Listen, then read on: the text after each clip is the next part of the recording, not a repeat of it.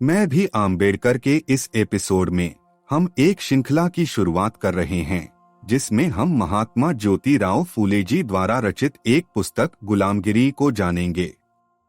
मैं समझ नहीं पा रहा कि इस रचना को पुस्तक कहूँ या ग्रंथ, क्योंकि है तो ये पुस्तक ही, लेकिन ये वो काम कर रही है जो ग्रंथों को धर्म के ठेकेदारों को करना चाहिए।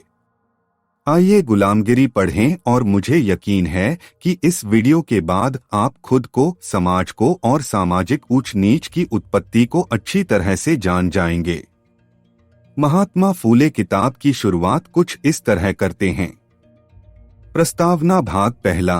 प्रस्तावना को हम 5 छोटे भागों में पूरा करेंगे।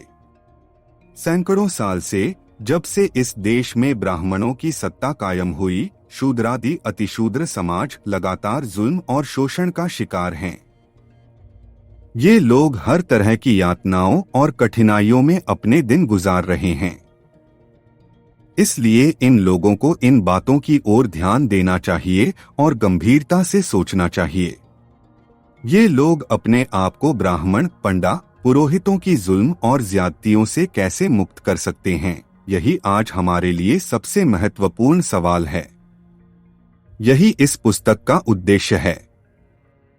यह कहा जाता है कि इस देश में ब्राह्मण पुरोहितों की सत्ता कायम हुए लगभग 3000 साल से भी ज्यादा समय बीत गया है। वो लोग परदेश से यहाँ आए। उन्होंने इस देश के मूल निवासियों पर बर्बर हमले करके इन लोगों को अपने घर बार से, जमीन जायदाद से वंचित करके अपना गुलाम बना लिया। उन्होंने इनके साथ बड़ी अमानवीयता का रवैया अपनाया था। सैकड़ों साल बीत जाने के बाद भी इन लोगों में बीती घटनाओं की विस्मृतियां ताजी होती देखकर कि ब्राह्मणों ने यहाँ के मूल निवासियों को घर बार, जमीन जायदाद दे बेदखल कर इन्हें अपना गुलाम बनाया है। इस बात के प्रमाणों को ब्राह्मणों, पंडा, पुरोहितों ने तहस नहस कर दिया, दफना कर नष्ट कर दिया।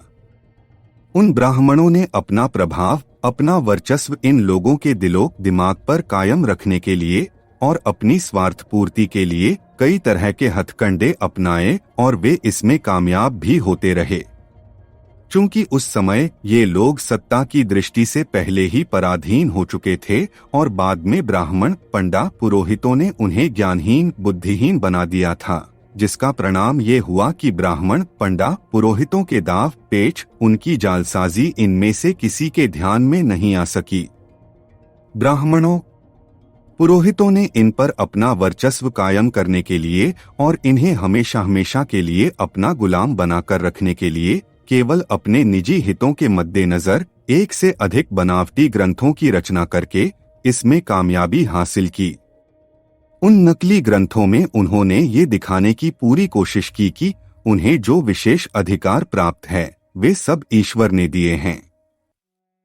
इस तरह का झूठा प्रचार उस समय के अनपढ़ लोगों में किया गया और उसी समय शूद्रादि अतिशूद्रों में मानसिक गुलामी के बीज बोए गए।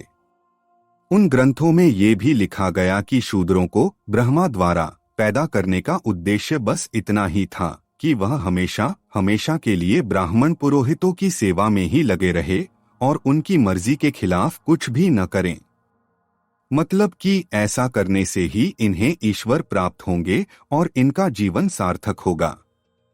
लेकिन अब इन ग्रंथों के बारे में कोई मामूली ढंग से भी सोचे कि यह बात कहाँ तक सही है, क्या वे सचमुच ईश्वर द्वारा प्रदत्त हैं, तो उन्हें इसकी सच्चाई तुरंत समझ में आ जाएगी। लेकिन इस प्रकार के ग्रंथों से सर्वशक्तिमान सृष्टि का निर्माता जो परमेश्वर है, उसकी समत्ववादी दृष्टि को बड़ा गौणत्व प्राप्त हो गया है। इस तरह के हमारे जो ब्राह्मण, पंडा, पुरोहित वर्ग के भाई हैं, जिन्हें भाई कहने में भी शर्म आती है, क्योंकि उन्होंने किसी समय शूद्रादि अतिशूद्रों को पूरी तरह से तबाह कर दिया था और वे ही लोग अब भी धर्म के नाम पर धर्म की मदद से इनको चूस रहे हैं। एक भाई द्वारा दूसरे भाई पर जुल्म करना, यह भाई का धर्म नहीं हो सकता।